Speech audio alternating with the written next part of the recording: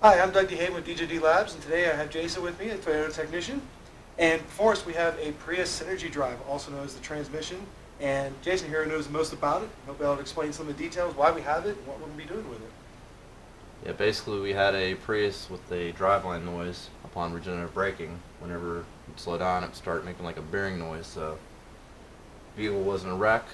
We're not sure how much of a collision it was because we didn't see it when it was wrecked, but we may have some damage from an impact. We're going to get in here and see what's going on. Yep, so we're tearing it apart. You guys get to watch it on video, and as far as we can tell, 9 people have done this. So enjoy as we go through and see what we find out. Don't do this at home. Even though this is home, this is dangerous. We are trained professionals. We have a lot of small covers here that are just access panels. This one here lets you access MG1, the connectors for that, which couples to the engine, and it starts the engine and also serves as charging from the engine. So when the engine spins, it can run power back through into this motor over here or back to the battery, to the inverter. A couple other little panels. This just lets the parking pole shaft access to that. That's really important there. We have one here for coolant circuit. So this thing does put off some heat. It's working, so you can see you have the scroll going through for coolant. And on this side here is where the actual internal combustion engine connects. Pull this out. And I say from the best we can figure out is this guy acts a lot like a slipper clutch that basically couples the engine to the transaxle, so the engine's starting or the motors are changing direction. It does not induce any sort of spike load directly into the motor. Yeah, it definitely baffles it a little bit. Yeah, it's also a balancer too as well. Alright, you want to try to pull some bigger panels off? Yeah, let's take the park motor off next. Okay. Surprise. Alright, so let's pull the e-brake off. Alright, this Or the park brake. Or actually, no, it's park in general. Parking mechanism, parking pawl. This little motor here basically is what engages the parking pawl. Since there are no cables connected to the transmission, it's fully electronic. Yeah, this transmission is unique compared to what most people are familiar with. This is an electronic, infinitely variable transmission, which means the only gears in it are ones that do basically speed control. There's no actual gear shifting inside of it. It varies electrical potential between MG1 and MG2 to vary the speed of the output. So it's actually a very unique parking system. Cover here. A little motor inside there. If at best we can tell, it's very similar to a stepper motor. It has like an orbital planetary style gear system. Get those off.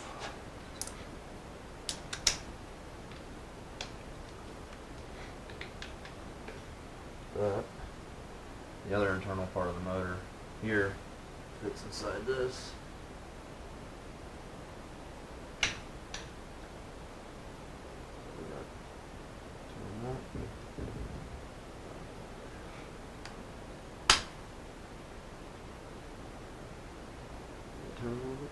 Yep, ever so slightly. Okay. So that should be in neutral now.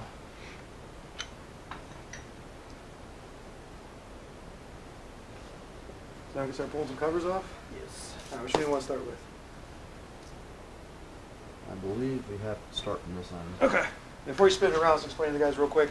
We have 2 electrical connections here, which are about 300 volts, 3-phase AC, comes directly from the inverter from the battery pack to run MG1 and MG2, and R2 agrees on that one. So we're going to show you where these 2 connect in. The reason they're orange is that high a voltage of DC is actually quite dangerous, and I believe what you said, special gloves are required to even work on this. Yeah, we have 10,000 volt linesman gloves. Which are floating around here somewhere. They're up there. So we have to wear these when we're doing anything with the batteries. Before we are positive we have the high voltage system completely deactivated. And these are rated for 1,000 volts AC. Quite impressive. But being we have everything disconnected, we're not going to need them for this Yeah, part of the stage. there's a lot of fail-safes on these cars. It's pretty hard to hurt yourself. You'd have to be doing a lot of dumb things at once, but people are people. Absolutely. Make a better safe product, and the world makes a better idiot. All right, so let's start pulling off the cover here. All right.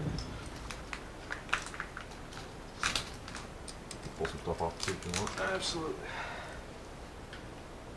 Slightly this little one first.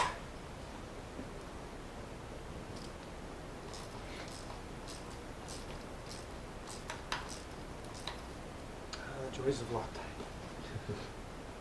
Baby stick bugs, too. My arch enemy. So this is out of a Prius 2. Yes. Second generation Prius.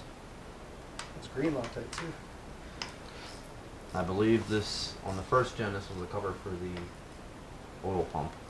This has a small oil pump system on it that circulates world standard fluid to help lube the internal moving parts. There's not too many parts in it, but it's like anything that's mechanical, it needs lubrication. Alright, so that cover's ready to be popped. Should be behind you there.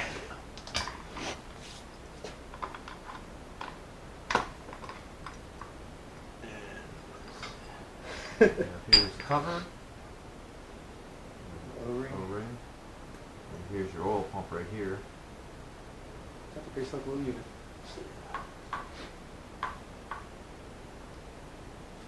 Basically, shaft driven off the opposite side, off. Anytime the engine's spinning, this is spinning. Okay, wants to stay in there. Yeah. Cool. What you looking for? Blade screwdriver behind you. Yep. I believe this holds up too. The machine fit, so. There we go.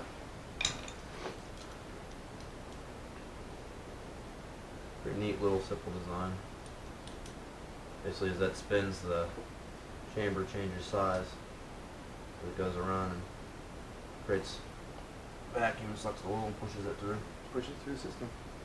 Very cool. Just working around the larger bolts here. Yeah, there's a cover here we can take off too.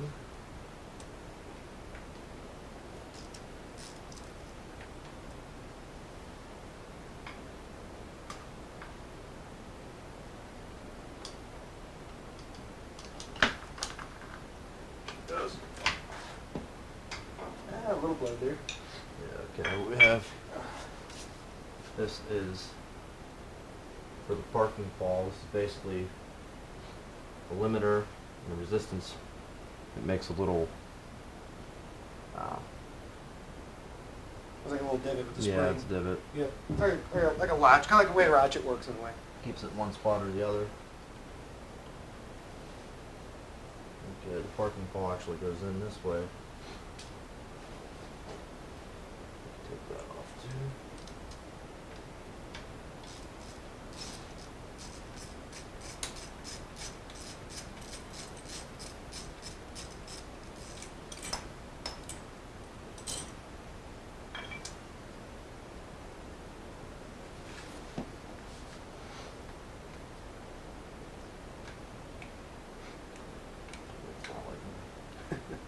Well, it's not too vital right now. We can get Okay. back to that later. So we work on the covers, the other items. Yeah. So Which piece you want to pull up next?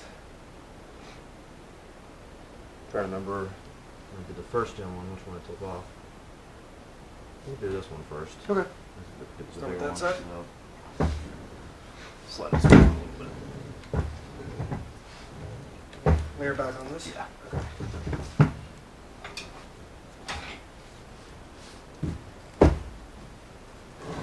Slide it forward.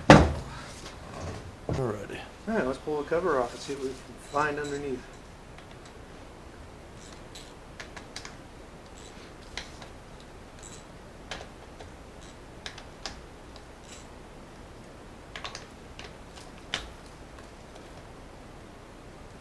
This was definitely connected to something internal.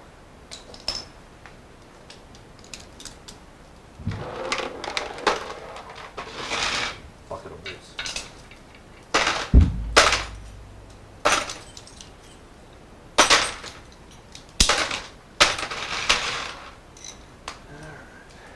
Take that out too. Got it. I think that is an electrical connector inside there.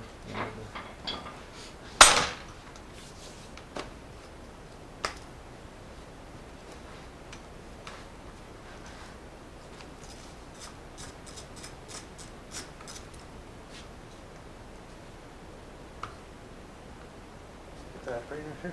Should go with just Cool. Where that guy goes to. They're both MG1 and MG2 have speed sensors and also temperature sensors. Okay.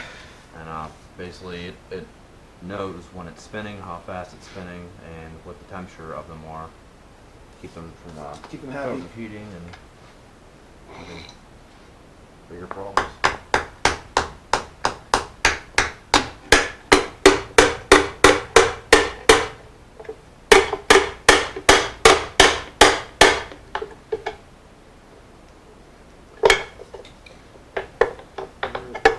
Whoever's on the side here seen a better day.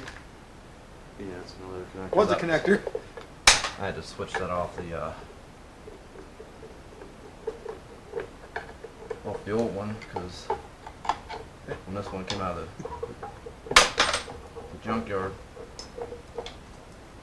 yeah, it was all crunched. There we go. Alright, feels like Feels like there's a bearing in there. it's a press fit. That's why it's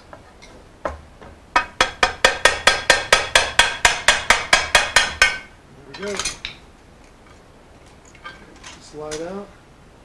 actually we could have left this 300. That's I'm remembering from taking the first gen Prius training apart as I'm going, some of the stuff that I was like, oh, I could have left that on. Right here is your speed sensor. This detects how fast MG2 is going. This sits in here and Yeah, it's a unique system. It actually looks like oblong.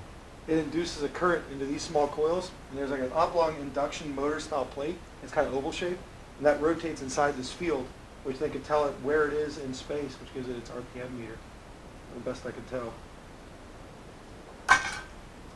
This looks to be what, MG1? 2. 2, larger than 2. Yes.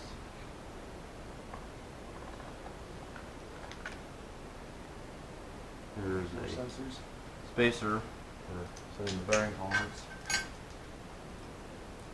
This bearing feels pretty good, but that's not a good indication all the time. Once the bearing will be fine unless it's under load. This is the temperature sensor. Yeah, here's it goes inside there, one in there. And Yep.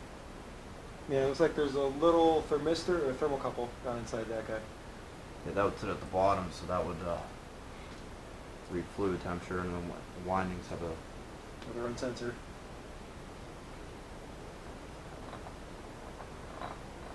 Good gear chain going there. As an anticipation of this project, I built something that I'm hoping will be able to drive these motors, or at least test them to see what's going on. The tricky part is, from what I can tell, these motors, they're 3-phase motors, they're AC, and they run, they're variable frequency, but they can go as high as 400 hertz. So generating such a frequency at a residential address is not easy. So let me grab the rig I built.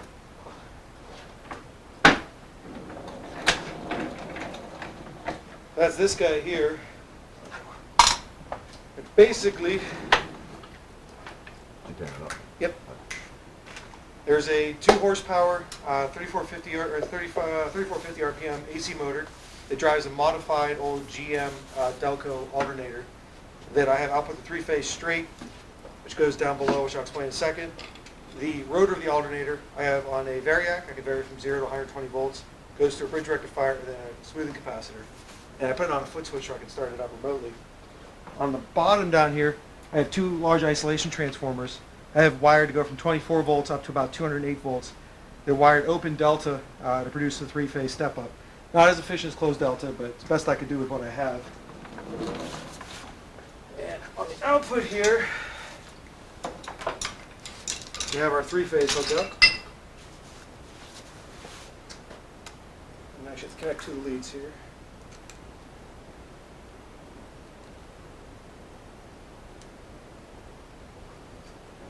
You got the foot switch? Yes.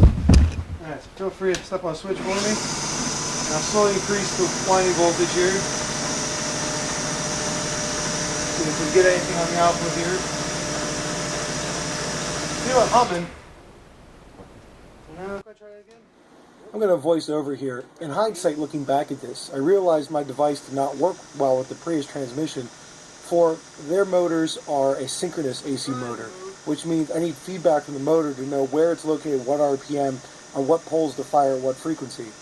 This is normally what the variable frequency drive does in the inverter.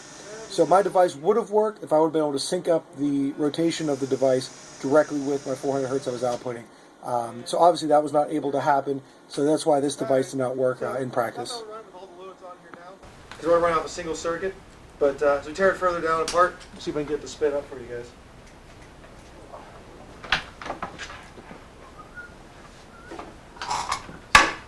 What's next? Alright, we'll pull our leads off here. Get them out of the way.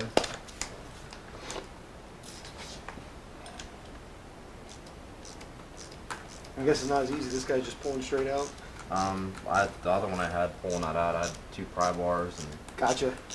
about 3 band-aids later, it's all this in here is nice and sharp and it's good for taking skin off. Of course. The first gen Prius I took apart also had a noise. It wasn't in an accident, but it had a noise anytime you're accelerating, especially at lower speeds. And we took it apart, come to find out that some of the windings had actually burnt and were grounding out.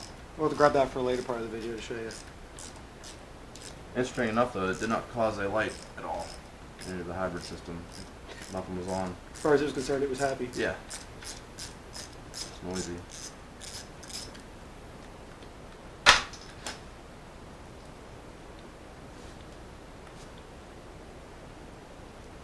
don't know if that comes out or not.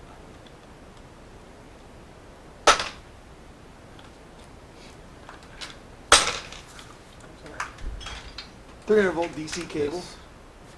Proper torque on those bolts. Cool. I guess we'll pull these bolts out next. Pull the winding. Might need the bigger bar for that, I'm guessing. Did you have your weeds today? Give it a try. It's not like I'm going to use it to power my house. Next week. Okay. I'm trying. Ah, yes. Let's see if we can pry with the case. Over on one side. Yeah.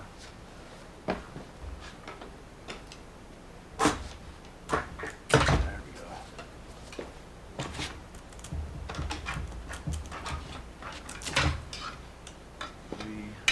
Let's see here. Go like that.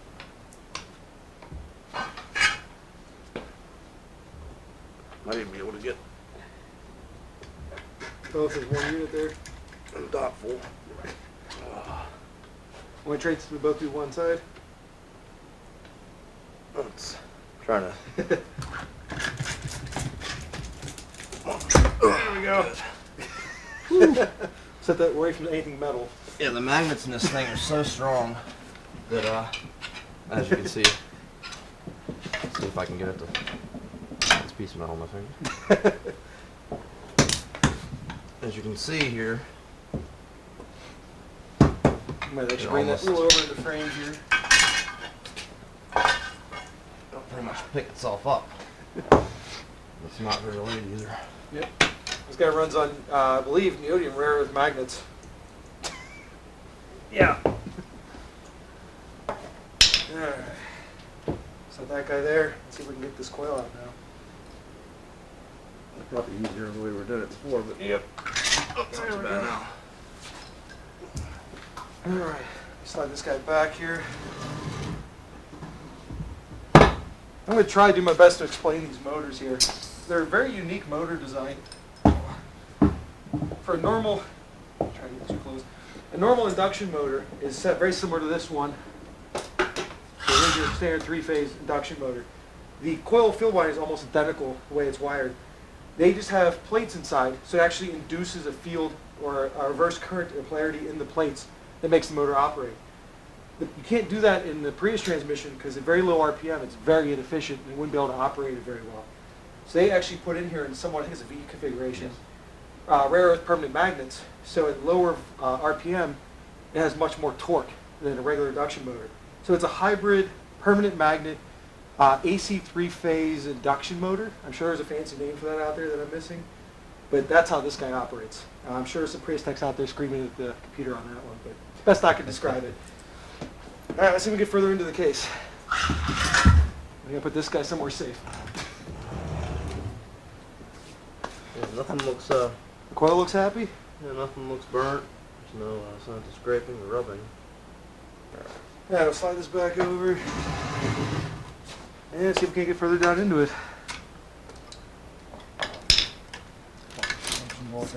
Start taking these. We'll take this. This guy out. This is for MG1. Controls the smaller the windings. That's what drives which starts the gas engine and also allows the gas engine to provide power to either the battery or to help power MG2 to drive the wheels.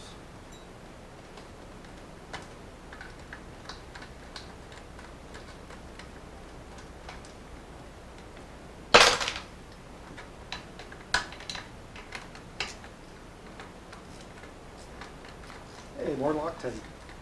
It's gotta keep cool. There's the other wire. This has been on there for years, so it's not going to come off there easy.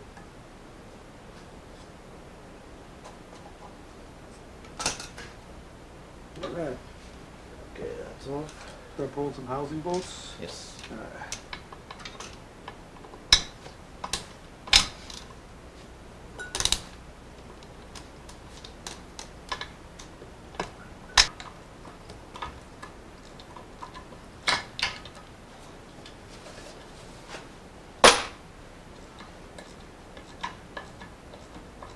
So we got all the bolts out around to the one half of the chassis here, so we're actually trying to separate the two halves now.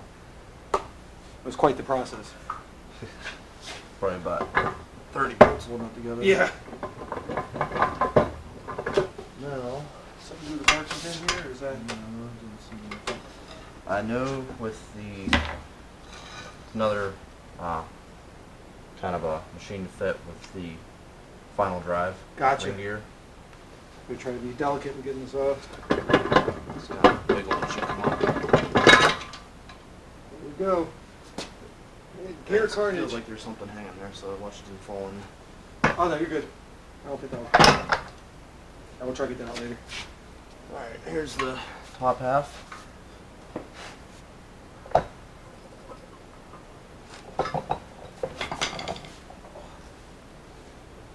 Is it one of our output shafts? This would be Actually, no, that's the main drive off of the MG2. yes. This takes power from MG1 for the engine. That comes out.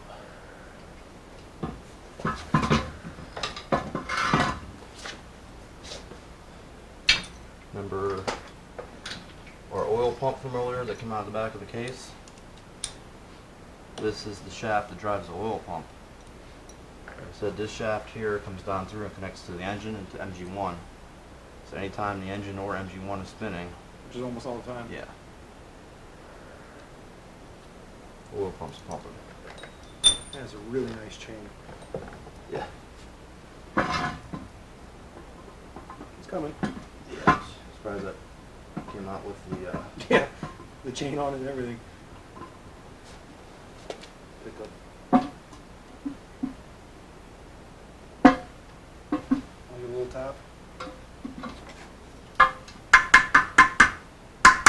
Perfect. Ow. No knuckles were crushed in the Alright, it goes here.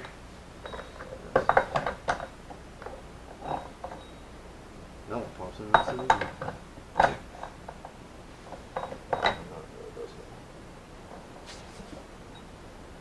I'm surprised that popped out. I thought they all popped out, that's why. Yeah, they're all in a sync here.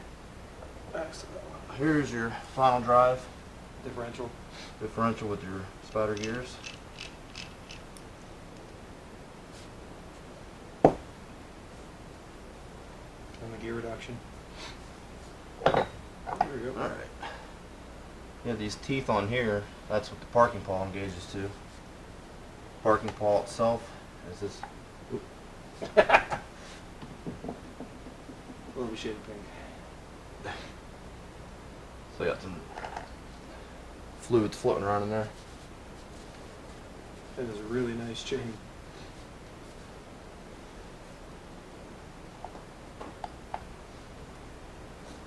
And your parking pawl here is what engages to lock it in park.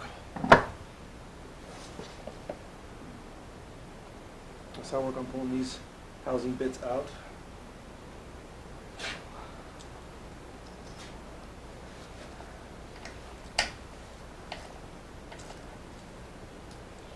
Yay, these have locked.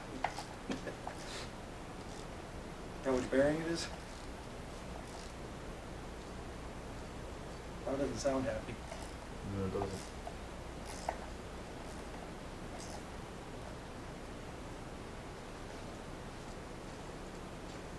And as Jason said before, the problem with this transmission was a noise in one of the bearings. So, Bearing your jaw off braking. trying to figure out which one.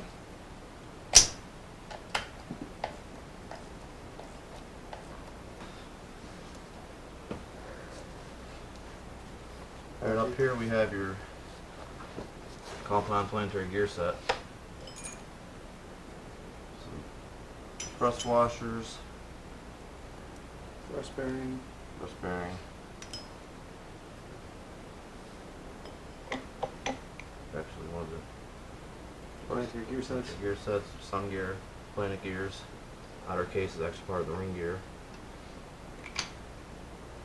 I wonder if we can show that actually operating if we can. Yeah.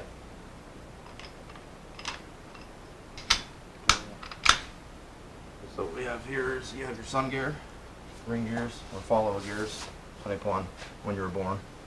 Tend to hear older guys call them follower gears, but and your ring gear, depending upon which one you hold, which one you spin, and which one you drive, you get different rates of gear reduction or multiplication. So if we hold the outer one, spin this, the inside one spins faster. Spin the inside one, hold the outside one. The middle one spins a little slower or really slow, just infinite possibilities. Yep. And the computer controls which items controlling what in what direction for different speeds. When we get down inside this case, there's another half of a gear that connects to. This actually, the shaft is what connects to the motor, the gas engine. Okay, and this guy. Next to the flywheel. This guy from earlier.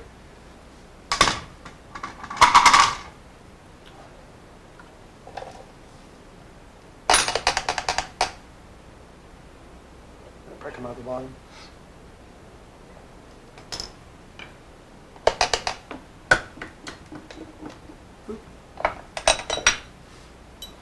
Parking pawl.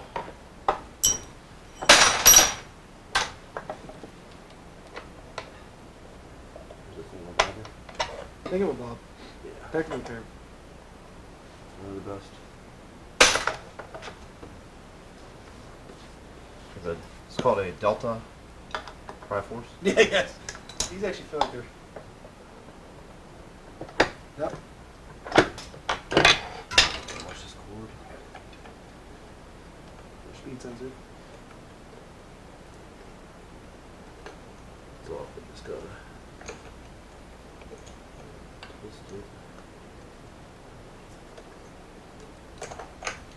Oh, 3. Another one of those speed sensors. Okay, with the bigger bolts. We actually might be able to get this Yeah, one to turn. You might get some voltage off of that too. Let's see. I have a cheap motor here. Where it works.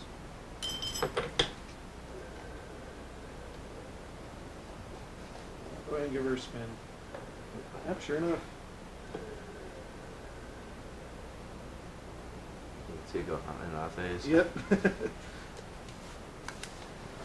Alright, so we took some time and we hooked up both sets of motors, or MG1 and MG2, directly connected, phase to phase. just to see what happens, because they both will act like a generator or a motor. So as we spin this one, actually see the other one moving, actually sync up with each other. If we can, same for this one as well. That was a little A harder. little slipperier, but you can see it. They'll both act as a motor or generator on both sides. So, quite the cool setup. Anything else you want to add to what we found on this guy? We did find some grit.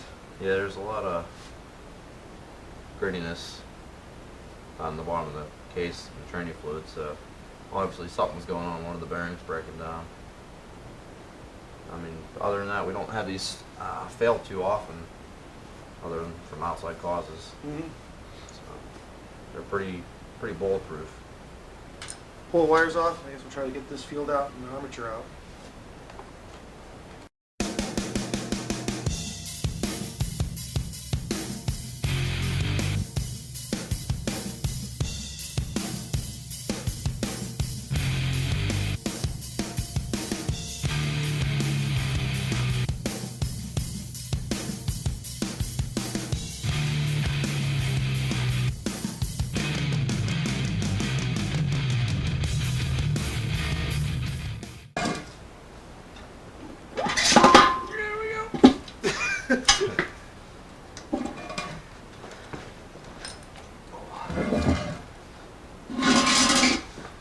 All right.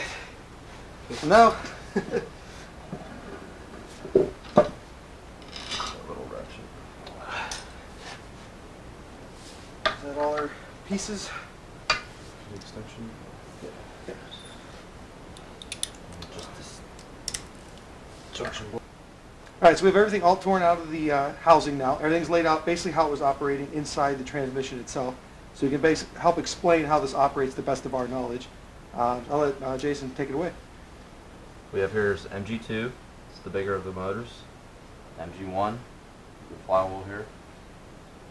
When you start the car up and start moving, if you're at a lower speed and the battery is at enough voltage, MG2 will kick on and put power up through here, through this chain, through the gears, induction gears, to the final drive to turn the wheels. If it's to the point where either the battery's on the lower side of things or you're getting on a higher speed that it needs power from the engine, MG1 will kick on or hold depending upon the speed in here to kick through the planetary gear set the engine over, start turning the engine over. That'll kick the engine on, and the engine can either provide power through this shaft, through the planetary gear set, help turn the wheels, or it can come spin MG1 to provide power electrically to be fed into MG2 to turn the wheels, or to be fed back to the battery through the inverter.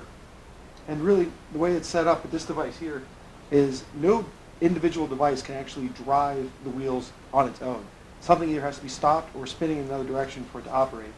So if the engine's spinning, that motor either has to be stopped or spinning in the opposite direction for the drive wheels to operate. And again, this motor will always be in contact with the engine itself, so you're always generating power at some point to charge the batteries when you're operating. So now we've torn apart the Prius transmission from a Gen 2. I hope it was somewhat informative. You guys learned some things. Again, I'm sure we didn't cover everything, and if there's anything we missed, feel free in the comments to let us know. I'm going to let Jason explain here what we found, what may be the problem with this particular unit, as well as other ones from other units. We went through and checked all the bearings on this for noise, feel, how they spin. I'll grab my mic here. This here is pretty quiet. This one, pretty quiet. Now on this side, very gritty. So something is breaking down in there. It may have been from the way the car was impacted, depending upon the speed of it. Something gets jarred and start pitting the inside of the bearing. The actual bearings themselves or the race can get pitted. So once that happens, it starts to break down and just bad things happen. And you taken apart another Prius transmission, Yes. so I guess you have that here with you. I had a first gen I took apart a couple years ago. It also had a noise. When I took that one apart, I found that some of the windings had actually overheated and had shorted out. See, they're burnt here and on this side. They burned up. So this whole set of winding here is no good anymore, fortunately. But And one word of caution, when you guys are working on these things, these magnets are very powerful. I had to cut a part of the video out because both of these two rotors got stuck together. We had quite a fun job getting them apart. So be very careful with it. You definitely get injured by these guys if you're not careful. I'm Doug Hay with DJD Labs. Jason Dahl. And thanks for watching. See you guys soon.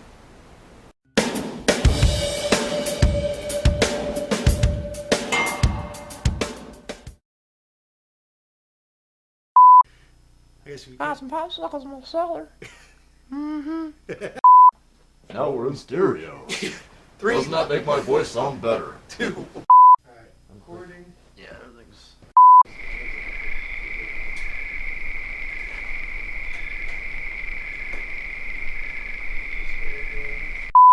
It'll be fine. I'm waiting to hear the dog in the background. Yeah.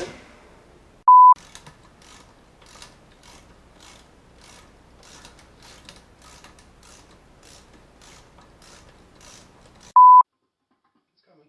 Yeah, surprised that came out with the,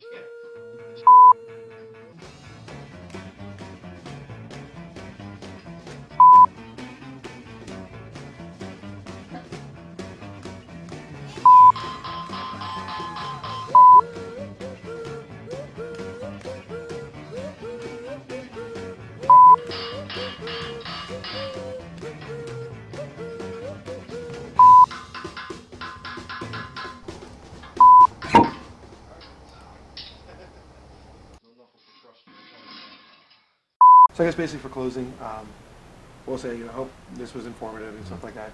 And take 2. I'm Doug Hay with DJD Labs. Jason Dahl. And thanks for watching. See you guys soon.